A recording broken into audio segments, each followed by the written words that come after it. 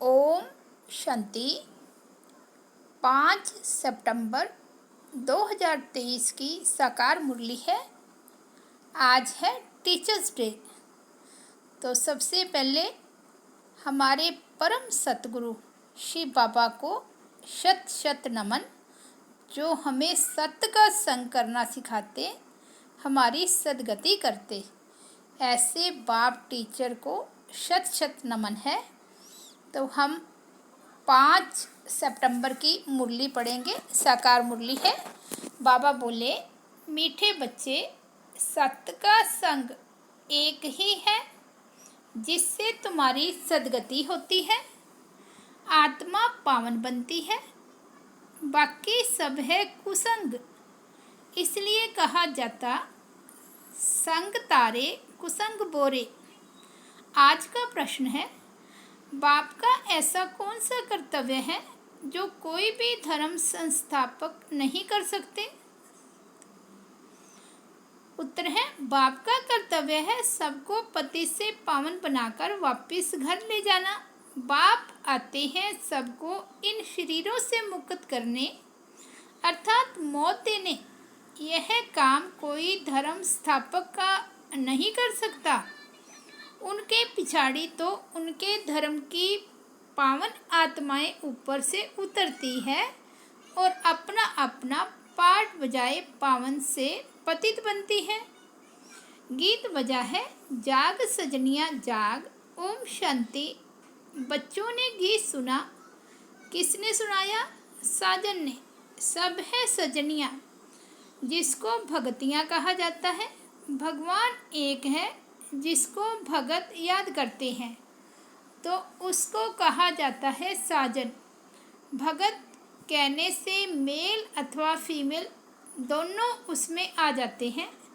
तो सब हो गई सीताएं, राम एक है, भगत अनेक हैं, भगवान एक है। उस भगवान को कहा जाता है परम पिता। लौकिक बाप को परम पिता नहीं कहेंगे, वह है लौकिक शरीर देने वाला पिता।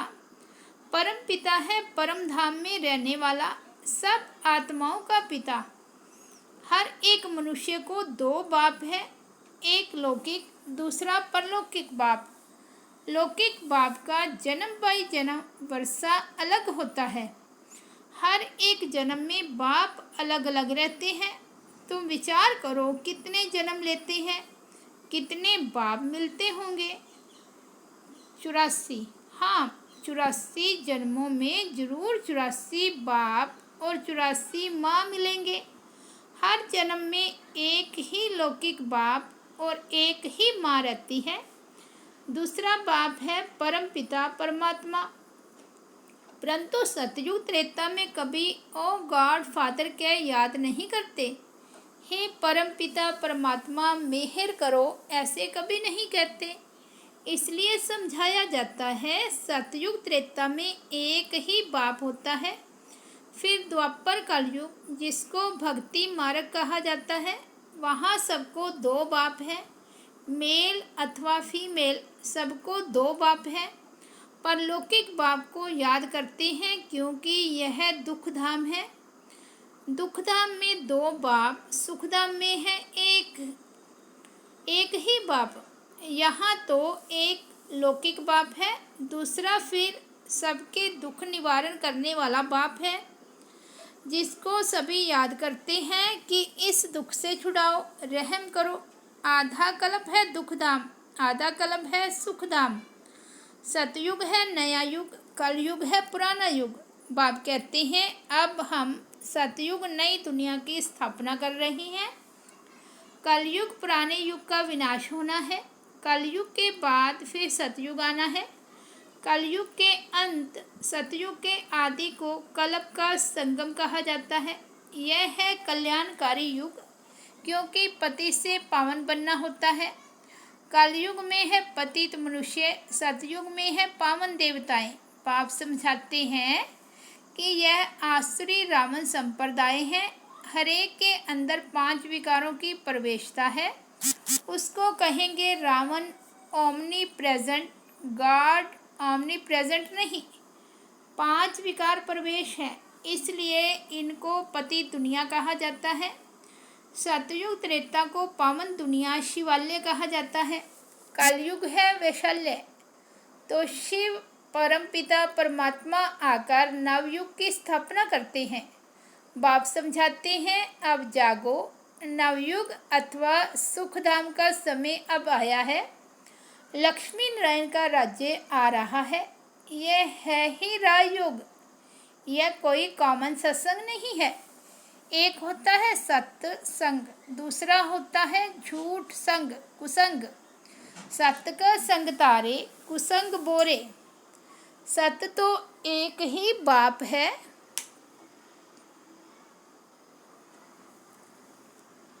सत्य तो एक ही बाप है, उनको कहते हैं पतित पावन। आओ, वही आकर पावन बनाते हैं आधा कल्प के लिए। फिर माया रावण आकर आधा कल्प पतित बनाती है।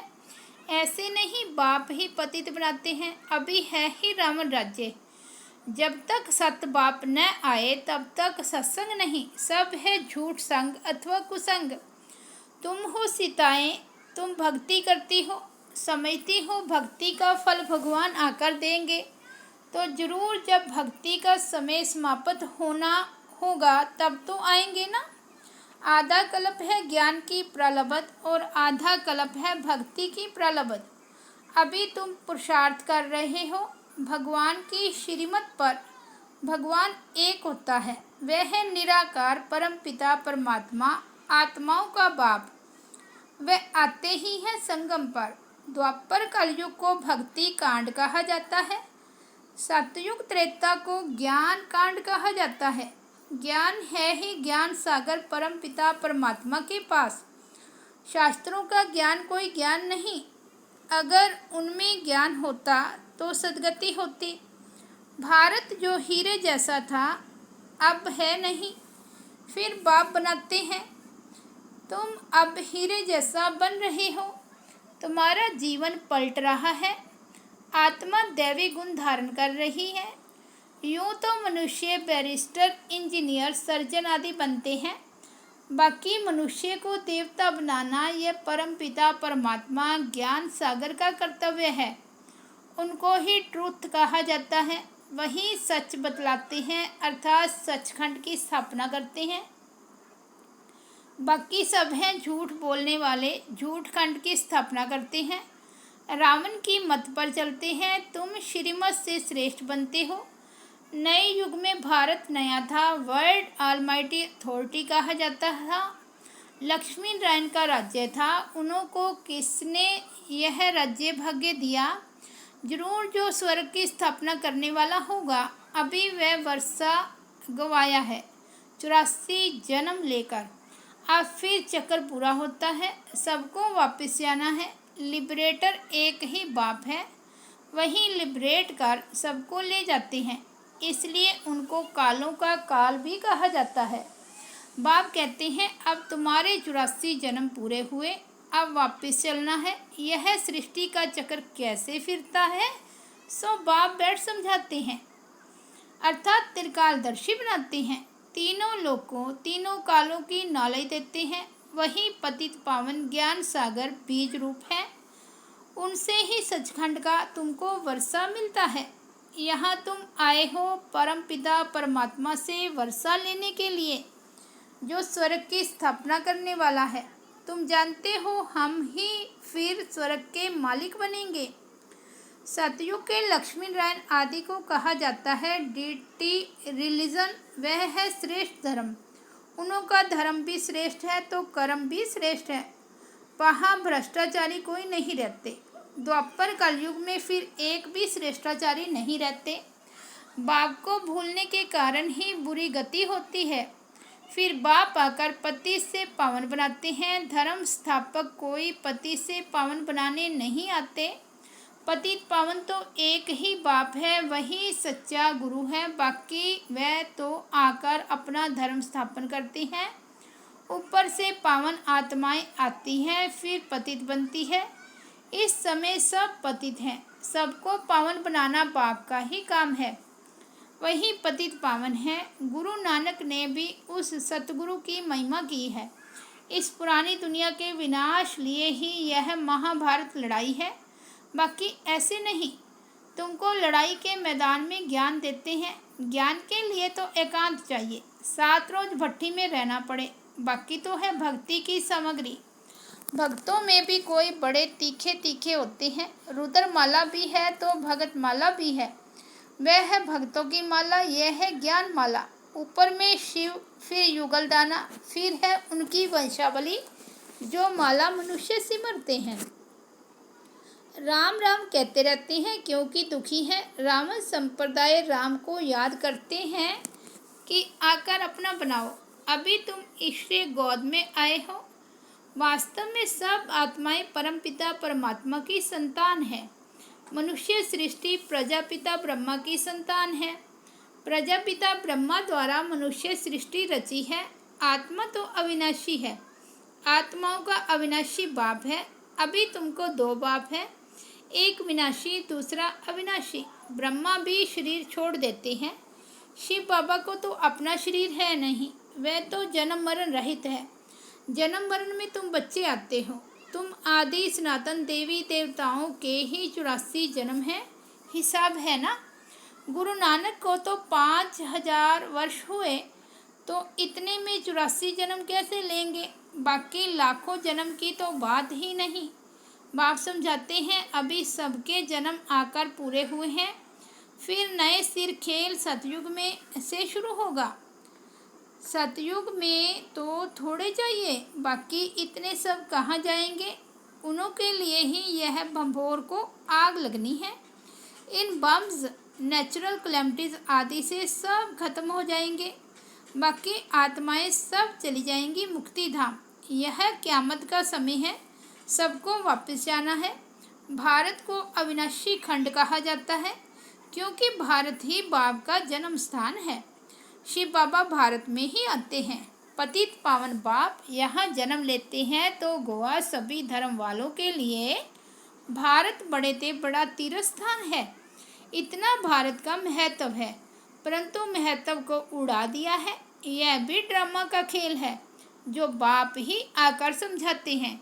बाप कहते हैं मैं ही ज्ञान का सागर हूँ। लक्ष्मी नारायण को ज्ञान सागर नहीं कहा जाता। उनमें रचयिता और रचना के आदि मध्य अंत का ज्ञान नहीं है। वह ज्ञान जरूर तुम्हारे में है। तुम ही मनुष्य से देवता बनते हो। तुम यहाँ आते हो पति से पावन बन, पावन दुनिया का मालिक बनने। बाप आत्माओं से बैठ बात करते हैं। निराकार बाप इनके ऑर्गन्स द्वारा लोन लेकर पढ़ाते हैं। तुम्हारी आत्मा भी इन ऑर्गन से सुनती है। बाबा ने समझाया है आत्मा स्टार है जो भरकुटी के बीच रहती है, और वह बाप है सुप्रीम आत्मा। वह सुप्रीम आकार इनको आसमान सुप्रीम बनाए साथ ले जाते हैं। सब आत्माओं का गाइड है। उनको ही दुख हरता सुख करता कहा जाता है। दुख से तुमको लिबरेट कर ले जाएंगे। सतयुग में दुख होता नहीं। नवयुग की नॉलेज भी नहीं है ना। यह बातें मनुष्यों ने कभी सुनी नहीं है। भल अच्छे और बुरे मनुष्य हैं, परंतु है सब पतित। तब तो गंगा पर स्नान करने पावन बनने जाते हैं। गंगा का पतित पावनी नाम रख दिया है। वास्तव में पतित पावन तो बाप को ही कहा जाता है। पतित दुनिया के बाद फिर पावन दुनिया की स्थापना होती है।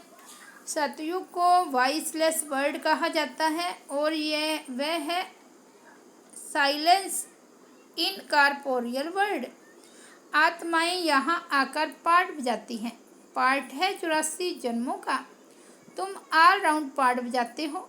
यह है बना बनाया ड्रामा।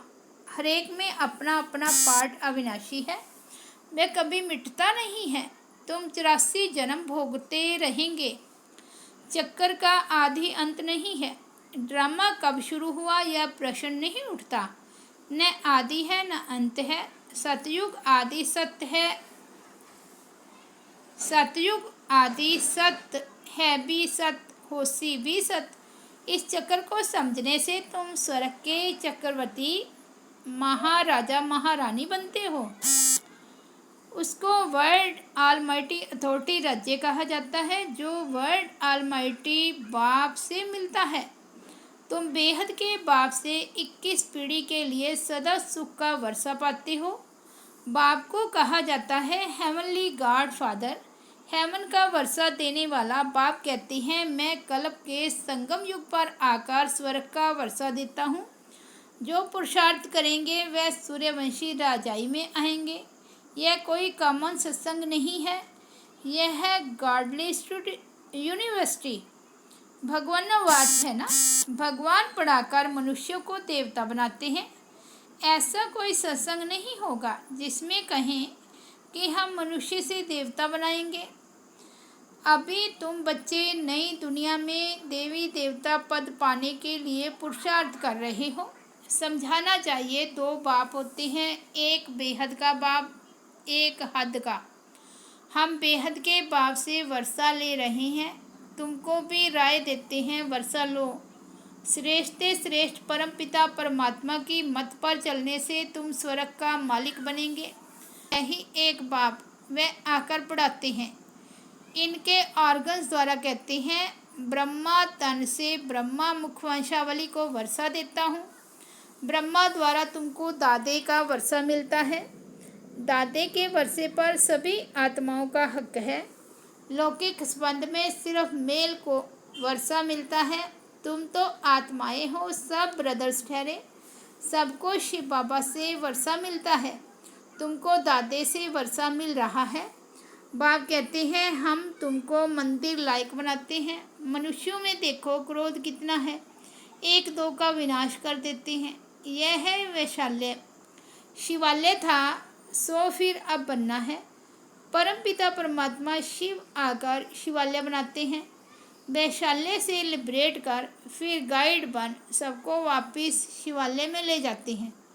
सभी अपने पुराने शरीरों से मुक्त हो मेरे साथ चलेंगे। अच्छा, मीठे मीठे सिक्की लदे बच्चों प्रति माता पिता बाप दादा का याद प्यार और गुड मॉर्निंग। रूहानी बाप की रूहानी बच्चों को नमस्ते। हम रूहानी बच्चों की रूहानी बाप दादा को याद प्यार, गुड मॉर्निंग और नमस्ते। धारणा के लिए मुख्य सार। फर्स्ट पॉइंट है, दैवी गुण धारण कर स्वयं की जीवन को पलटाना है। सचखंड में चलने के लिए सच्चे बाप से सच्चा रहना है। सेकंड पॉइंट है, एक सत्य बाप के संग में रहना है। मनुष्य से देवता बनने की पढ़ाई अच्छी रीति पढ़कर बेहद का वर्षा लेना है। वरदान है, हर एक के स्वभाव संस्कार को जानने के बजाय सेफ रहने वाले मास्टर नॉलेजफुल भव। कोई भी बात को छोटा या बड़ा करना यह अपनी बुद्धि पर है। जबकि एक दो के स्वभाव संस्कार को जान गए हो तो नॉलेजफुल कभी किसी के स्वभाव संस्कार से टक्कर नहीं खा सकते। जैसे किसको पता है कि यह खड्डा है व पहाड़ है तो जानने वाला कभी टकराएगा नहीं, किनारा कर लेगा। ऐसे आप भी किनारा करो, अर्थात अपने को सेफ रखो। किसी काम से किनारा नहीं करो, लेकिन अपनी सेफ्टी की शक्ति से दूसरों को भी सेफ करना, यही किनारा करना है। स्लोगन है, उड़ती कला का अनुभव करना है तो सदा भाग्य और भाग्य विधाता की स्मृति में रहो। अच्छा, ओम शांति।